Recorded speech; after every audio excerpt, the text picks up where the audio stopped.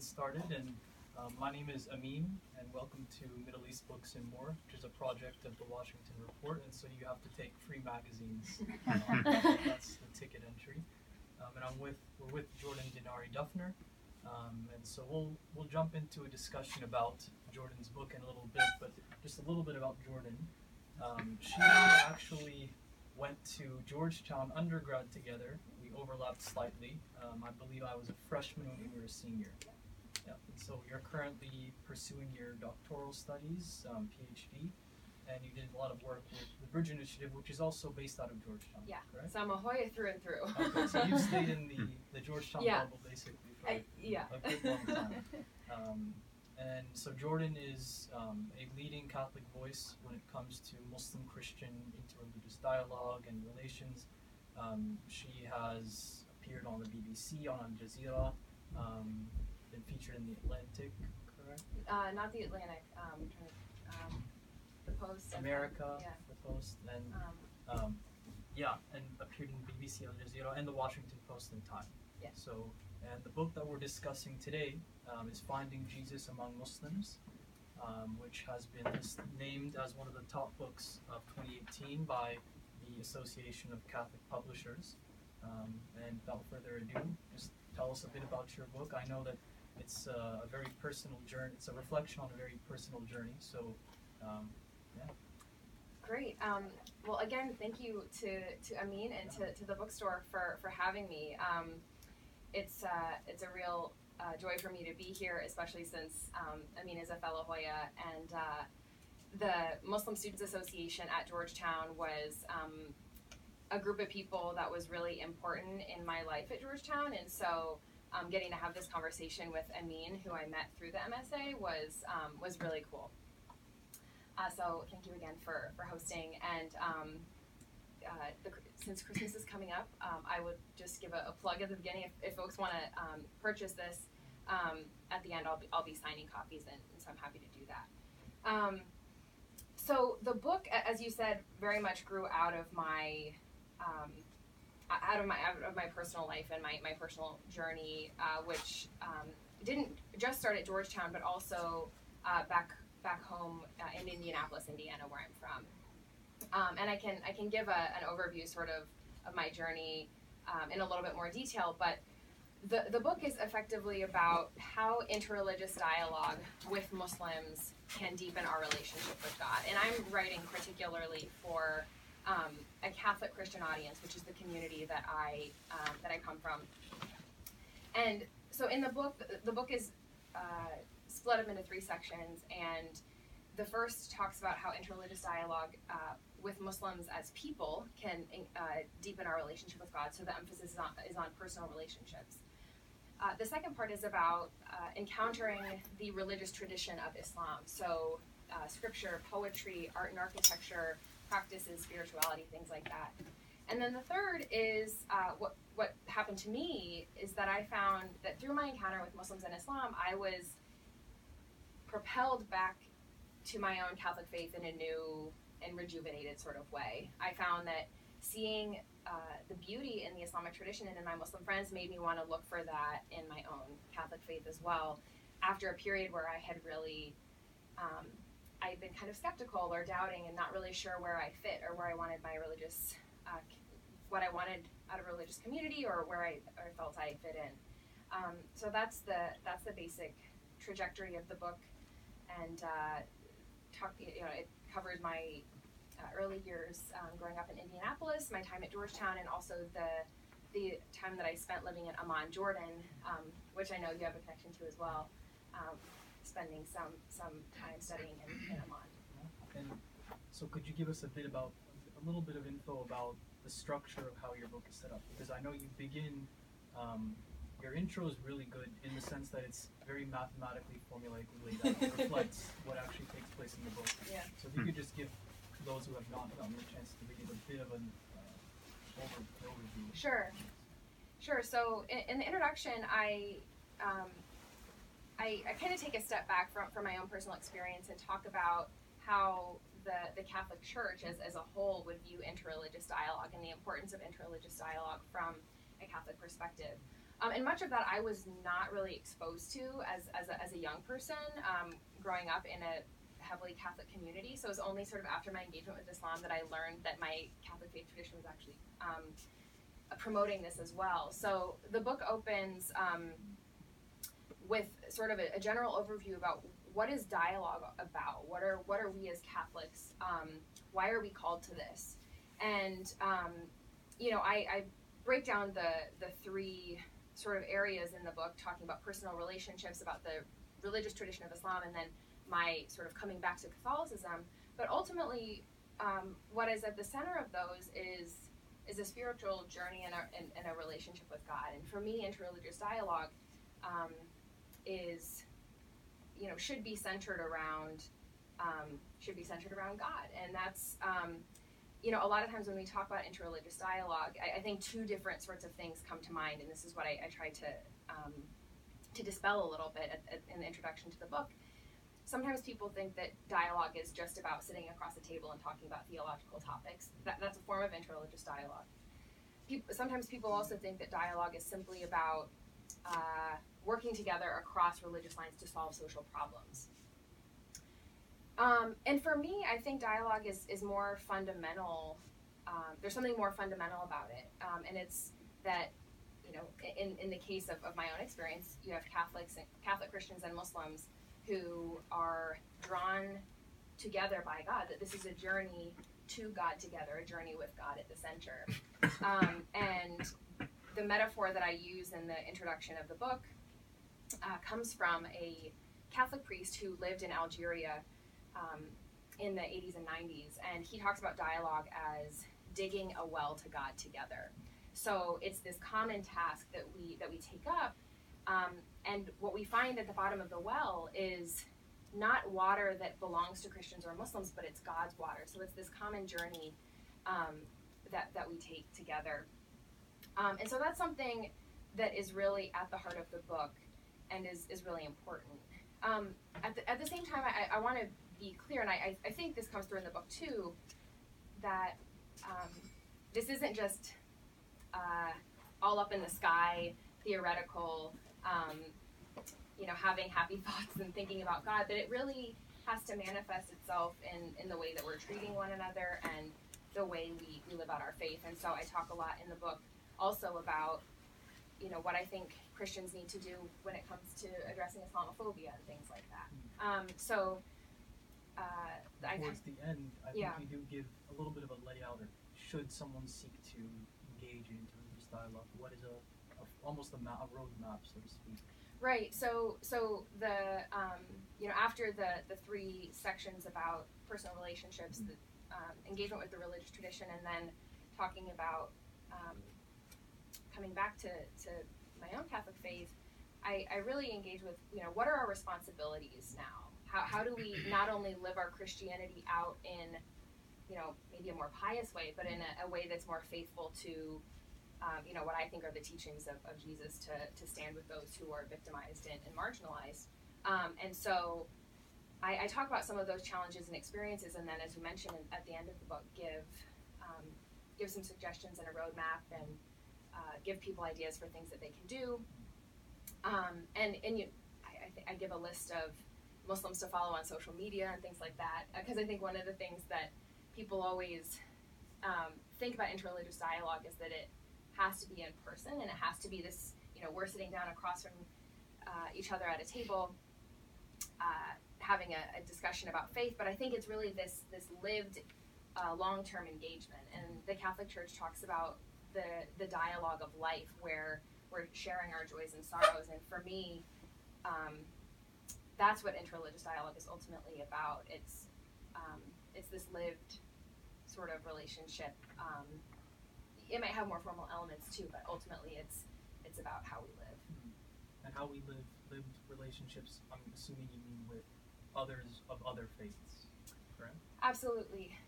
You do speak a bit about, your entire book is interwoven with personal anecdotes and people that you came across, or anecdotes that were related to you that somehow were formative in your thinking and attitudes towards what you call interreligious dialogue. So could you speak a little bit about one or two anecdotes that stand out to you as particularly formative in shaping the trajectory of your book? Yeah. So, I mean, I could spend a long time, I think, talking about my my friendships with students in the Muslim Students Association at Georgetown. Those very ordinary friendships were really impactful for me. You know, whether it was playing intramural volleyball or procrastinating studying for econ exams by watching YouTube videos and stuff like that. But one encounter that comes to mind that was really impactful for me on a spiritual level was when I was in Jordan, and I tell the story in the book. There was an afternoon where two of my American friends and I decided that we wanted to go out to a place called Iraq al-Amir. I don't know if you got to go there when you were in Jordan, but it's like a fish restaurant? No. It's these ancient ruins from like the Roman period. Basically. Yeah, a little different. Yeah, but so it shows you where my mind was. Yeah. No, it's fine. So it's sort of on the outskirts of Amman. So we took a bus out of the city and found out that the bus didn't actually take us to where we were going. Okay. And so we get to the end of the stop and we thought, okay, we're not really there yet. So we just ended up walking down the highway, and well, not the highway, but it was a road leading out of the city. And it was in the springtime, and as you remember from the spring times there, especially in the countryside, it's very green and beautiful, and it was just a gorgeous, lovely day. And we're walking along the side of the road, trying to get to these old ruins that we wanted to go see. And this woman, we walked by this house, and this woman just started waving at us from the window. And she's like, "Come in, drink tea." I mean, we were just random strangers, clearly not from there, walking down the road, and she invited us in for tea. And so we spent the afternoon with her children and her husband. And her name was Rima. And it was this really simple time spent together. They didn't speak really any English, and our colloquial Arabic was not very good then, so the communication was challenging. But when I left, I just was very struck with this feeling that through their hospitality, I was being loved by God. And I just really felt God loving me through them. And it was, I've never seen them again. When I went back to Jordan the second time after I graduated from college, this was during an undergrad study abroad experience, this first story. But, I never saw them again, but they kind of loom large in my mind as just these ordinary people who embodied what it meant to welcome the stranger. And I really appreciated that moment. In terms of my engagement with the Islamic tradition, I guess, I was so moved by the call to prayer in Jordan, hearing that 5 times a day. And there was a moment early on when I first went to Jordan when I was in a cab going home, feeling very nervous at the start of the school year. And the call to prayer came on, and I just felt peaceful. And I'm not a Muslim person, but I found that me as a Catholic Christian was drawn to remembrance and prayer and gratitude, which is the point of the call to prayer, all of those things. And so the call to prayer became something that I found was prompting me to pray, even though it wasn't for me, in the same way that it was for the Muslims in Jordan. So those are two I guess experiences that loom large in my mind as being really important in terms of my engagement with Muslims and Islam. So, those two anecdotes there, it's very clear that, as we mentioned prior, like, your book is very much a spiritual memoir of sorts, where an inextricable part of that is you relaying these experiences and what they meant to you.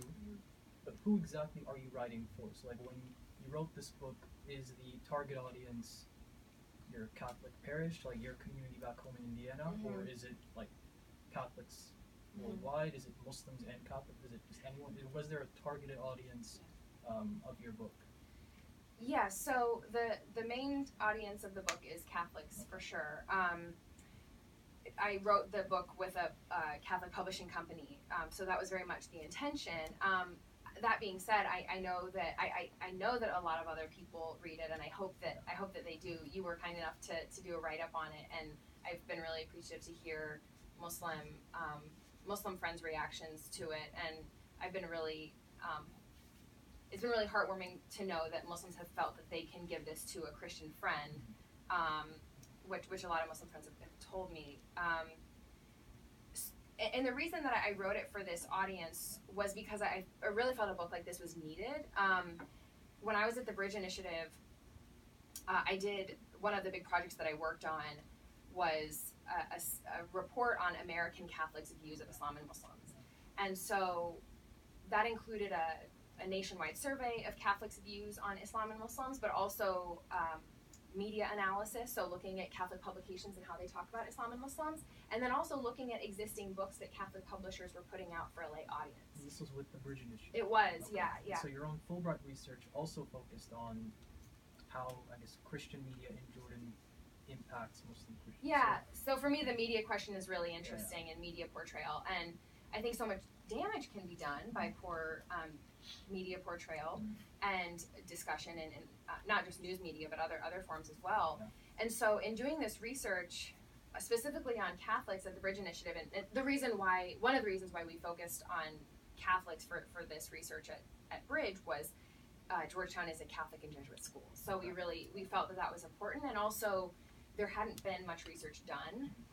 A lot of times when research has been done on Islamophobia, it's focused on the religious right, which is often Protestant or evangelical Christianity, and so the Catholic question kind of had been left out of a lot of work that I had read. So I really wanted to focus on that at Bridge, and what did you find in terms of both statistically through your research, but also from your own personal, like, anecdotal background, right? Having, I'm sure, a bunch of Catholic relatives, right? So, I mean, first of all, in the research, we found that Catholics are less likely than the general public to know somebody who's Muslim personally, which was very surprising to me, because Catholics are the biggest denomination of Christianity, and diverse in a lot of respects in the United States.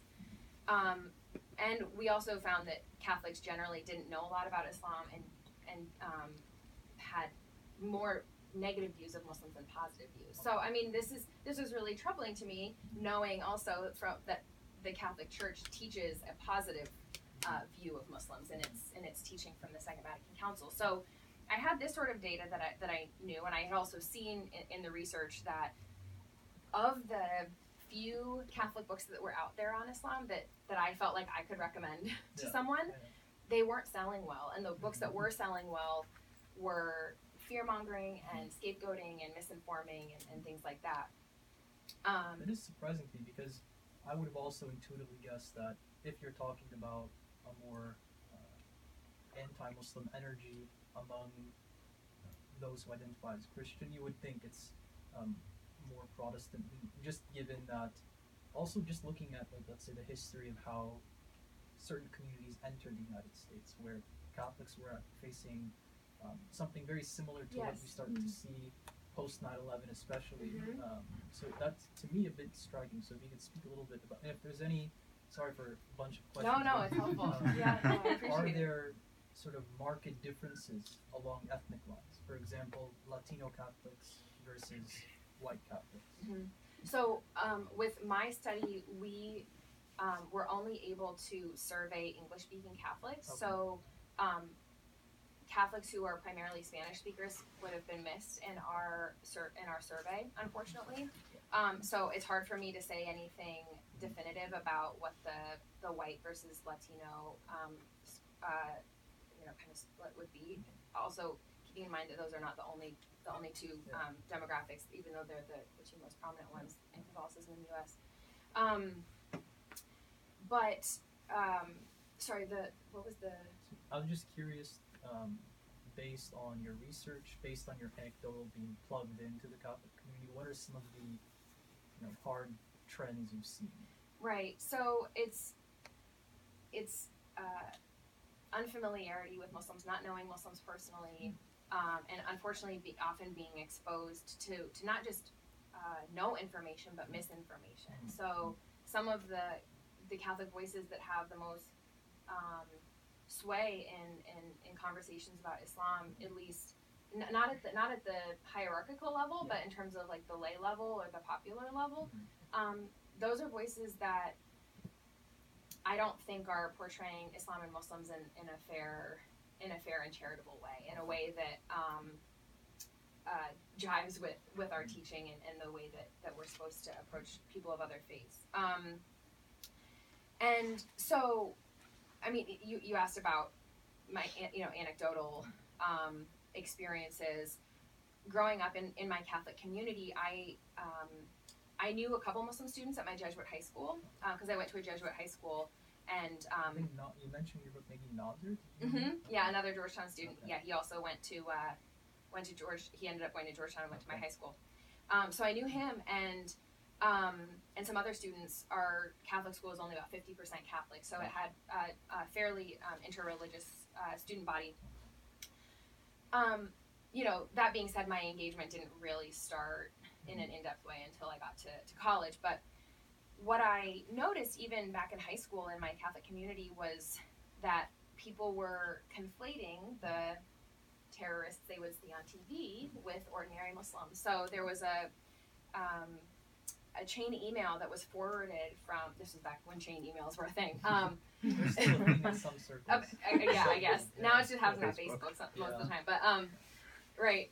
So a family friend forwarded this chain email message that was very, anti-Muslim chain email message to my family. And this was a very close family friend from our Catholic Church. And we saw in the forwarding history that it had circulated through all of these, prominent and well-respected families in the parish. And so I was just, I don't know why, but it just really kind of hit me at my core. And I thought, this is not who we are. This is not who we are. And I knew that the people who forwarded this message did not do that with any sort of ill will or bad intentions. They just they couldn't realize what they were doing. And so they probably inhabit I think we've spoken before about just the informational ecosystem of Fox News. Like if that's all you see in an Indiana dentist office or medical office or whatever, I mean, I'd have a bad view of anyone on Fox News. Or even if you watch Bill Maher a lot, Yeah, that's also true. I mean, it's on both sides now, unfortunately. So I